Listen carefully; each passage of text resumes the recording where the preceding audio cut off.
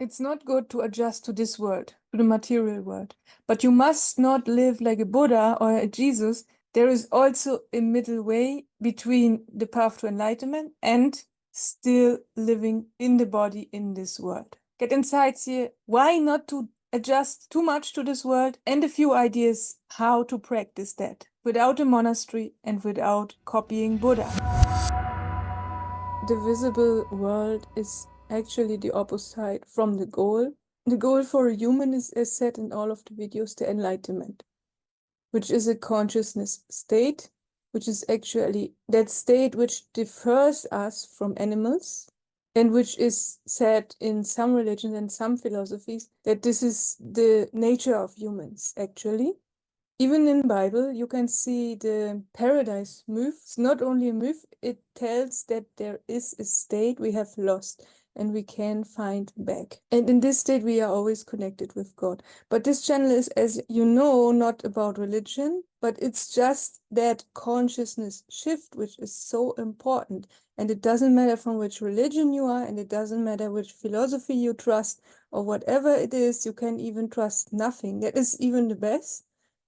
But still, there is a development for humans, and that's why we make these videos and why it is so important to not adjust to the normal people, because they are after trade, they are after business, they are so busy, they are having problems with their nervous system called stress, because they are so much after the material, but they only build things and save money for things to only think of the closest future, which is only this life, this few decades we are here on this world, but they are not considering the whole. And so they are forgetting that there is something like an undiable soul. And when people forget that, they have to find it back. And for that, the religions have the purpose that they can lead them back to this knowledge. First of all, it's only a knowledge, but at the end of the enlightenment, we have to let go even the knowledge to reach the full enlightenment. We should not adjust to this stressful, always full action loaded nervous system called overstimulation.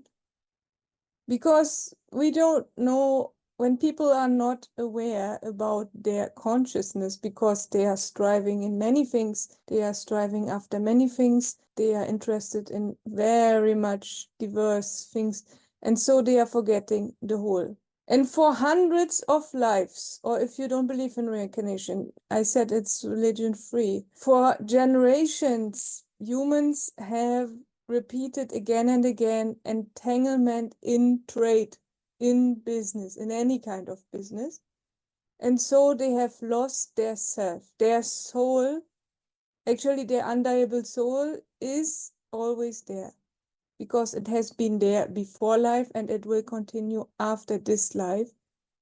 But the people forget that. And even the whole education system nowadays, they don't tell the people that these undeniable things exist and we have to choose the right path. And this is not business. The extreme example why we should not adjust to this world is Buddha. He had even a good life which he left behind. Many people leave their life behind, going the path to enlightenment. They go to India or they go to any other country, leaving their normal life behind in their old country, going on a spiritual journey. That's not too bad, but at the end, it is important that you have the inner journey, not only a journey on the surface with the body to another country. It's about not being entangled in the society. And then it's okay. When there is also an inner development, this person is also looking after his, her soul, consciousness, then it's different.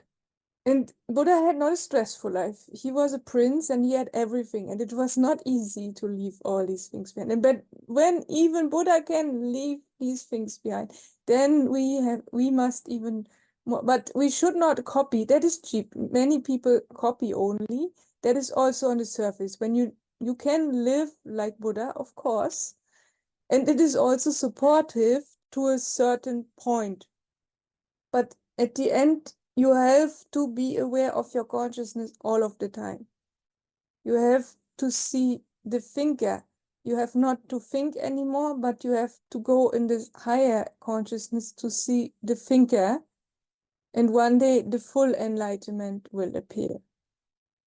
But not for everyone it is possible to copy Buddha, and not everyone wants this even. That's not so easy. And not every country is good to do that. In many countries, the winter is so long and we can't sit in the forest the whole time.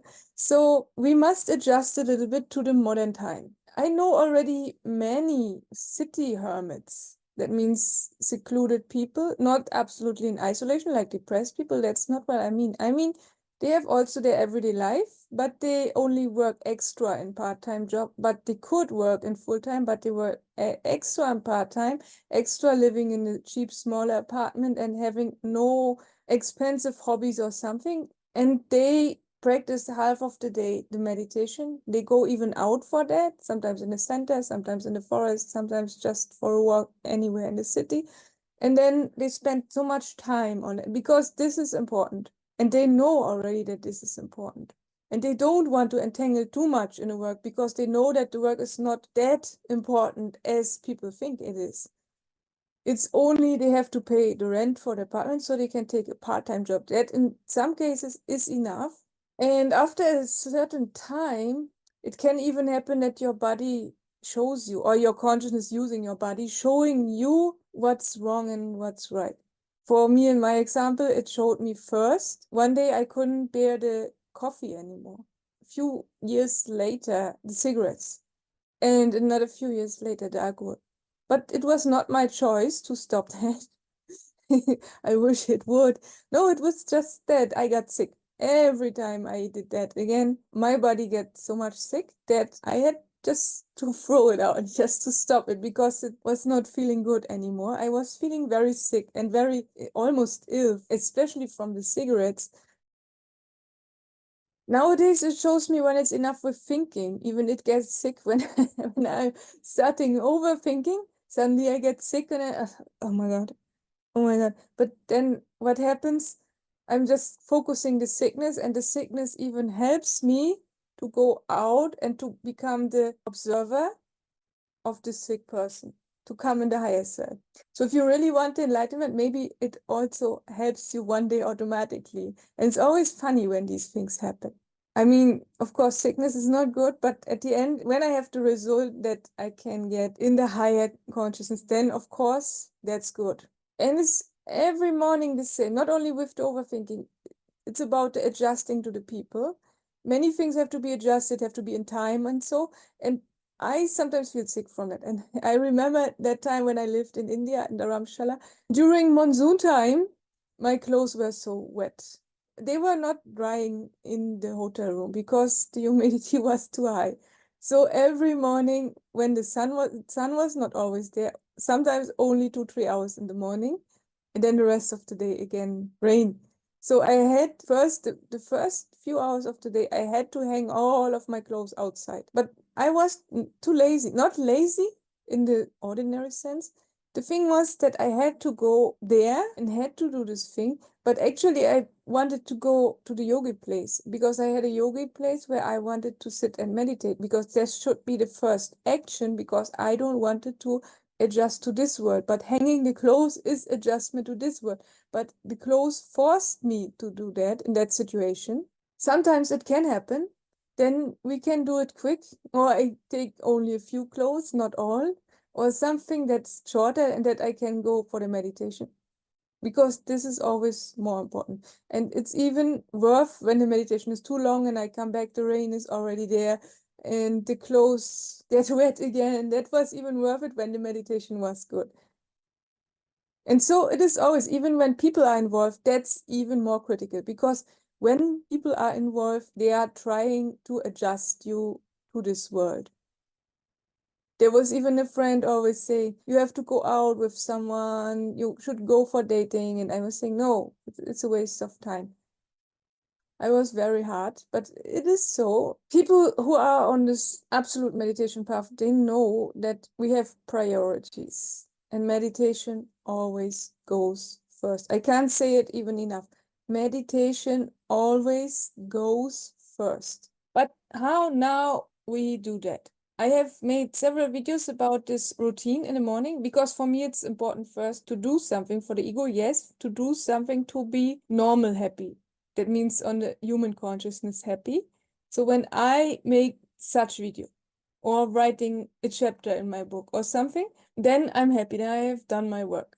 If meditation doesn't work in the morning, as I said in the videos, then I first do this work, and after then I will try it again with the meditation, and then it works, then I can continue. And after then, all the other work comes, the material work.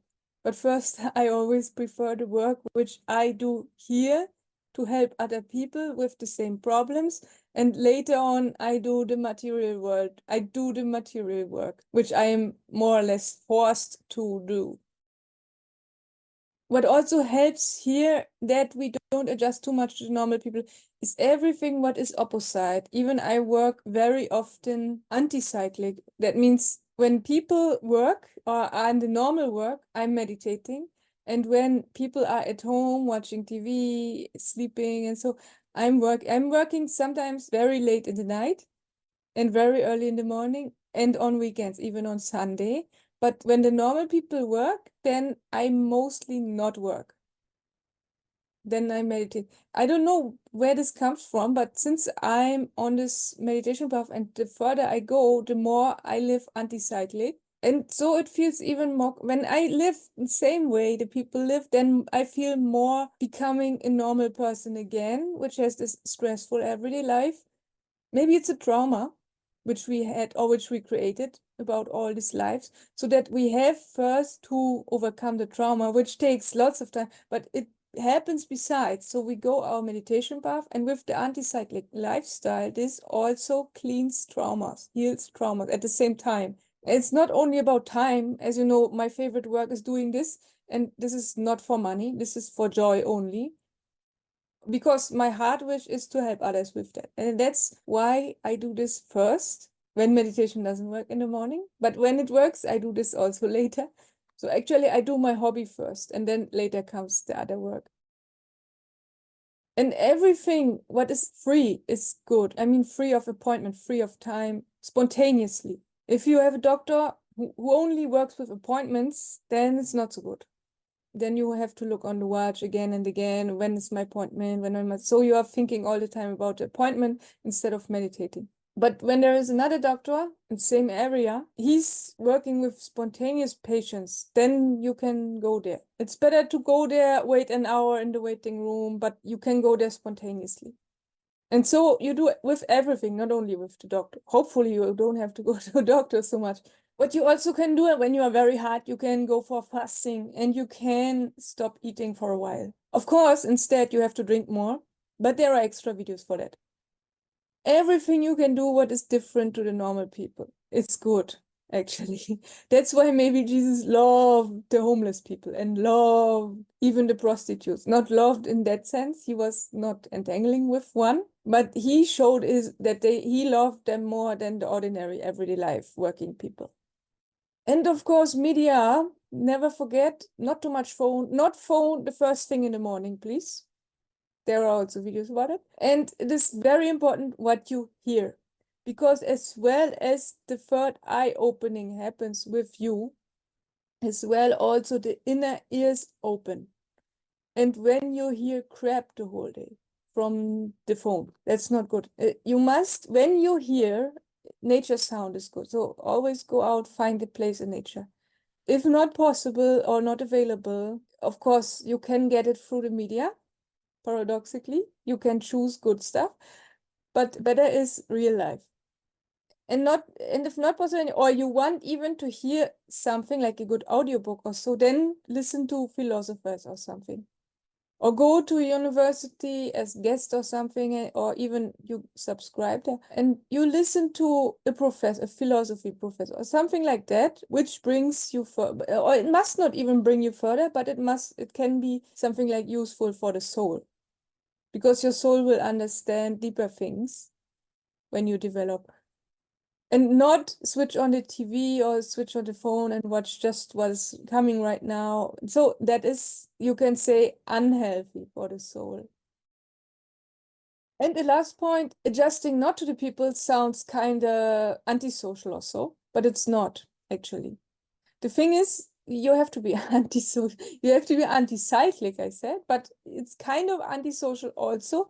But you can spend time, of course, with normal people. It's not antisocial. But you should not adjust to their habits or even to their addictions. That's even worse. But even the habit is just like a small addiction. So it's good to have your own routine. No, it must not be a straight routine, as said in the other videos. It can also be a flexible routine. And in that sense of antisocial, of course, you're not antisocial because there are other people who are of the same interest like you. Look at on this channel, there are already a few hundred, and these people have all the same goal like you. Or even in everyday life, it's actually less. That's why I started this channel and all this stuff that we can connect here and on Facebook and all these channels. But it's also good if you find one, two people in everyday life which are of similar interest. They must not be the perfect absolute way like you, but maybe they are partially interested in the Enlightenment. And it's not antisocial because all of the philosophers from several movements, they are saying that the material world is confusing our eyes and ears. Here, two examples. In the Tao Te Ching from Lao Tzu, you can read, colors blind the eye, sounds deafen the ear, flavors numb the taste, thoughts weaken the mind, desires wither the heart. The master observes the world, but trusts his inner vision. He allows things to come and go. His heart is open as the sky. He allows things, of course, he allows that the colors and the sound and everything is there, but he's not entangling. That's the difference. And we are entangling, even automatically, even if we don't want. We say we don't want this world anymore. We are only for the enlightenment. It's okay. But the thing is, our mind does it automatically because it's a habit for thousands of years. And even if we have consciously overcome it, there's kind of an autopilot in us, which still is working the same way. Not only this life, maybe even in many lives, we have trusted only the outer eyes, the outer ears, and only since a few lives maybe we are striving for enlightenment, but many lives in humans, in animals, whatever, we were entangled with the colors and with everything.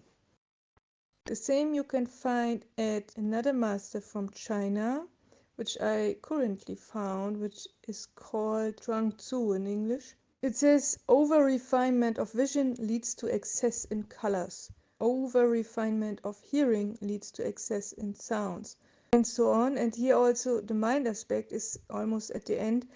Over-refinement of knowledge leads to the predominance of the tool. The tool is the mind. Over-refinement means kind of overstimulation, you can say nowadays. And that is the big mistake. We overstimulate our eyes, our sounds, and so on. Even if we have no addictions and have abolished everything, still the mind will try to entangle again and again. So be careful here. Of course, you have to go every day outside of the house and try to not entangle, but not to isolate too much. That's not good, because when you then come out of the house, you will be overwhelmed. I had tried this several times. Again and again I got swindle because when I was isolated and then I came out, or what also can happen, you feel blinded when you are too much in the house. So it's good to leave the house and to look at everything what all the people produce and what the market brings. You don't have to buy anything, only to watch and to bear the colors and everything and the beauty even, but without entanglement. That's the trick. so you can say people on the way on Enlightenment, it is okay to not adjust to normal people. It's not only okay, it's even necessary. And you will feel bad sometimes because they are saying what's wrong with you, you are so different, but it's okay. You should not feel bad for that. And that's why this video should support you. Because at the end, social is different. As people define social, they define it having these relationships, being dependent from each other, being an obstacle for the other person or something, sometimes even. But the true social is actually the connection with God. And when you are there, then you are full of love. And then, of course, you are social with everyone. So paradoxically, you have to be antisocial for a while to the normal people from this world. And at the end, you are the absolute social, but you are different still. You will be, from time to time, people will wonder you are a little bit different. You are like extremely introverted sometimes, but you have so much power to also help and to feel compassion and all these things, but in a more extreme way, in the full enlightenment. So continue your way. Hope this could help you. Have a good time. See you soon. Bye.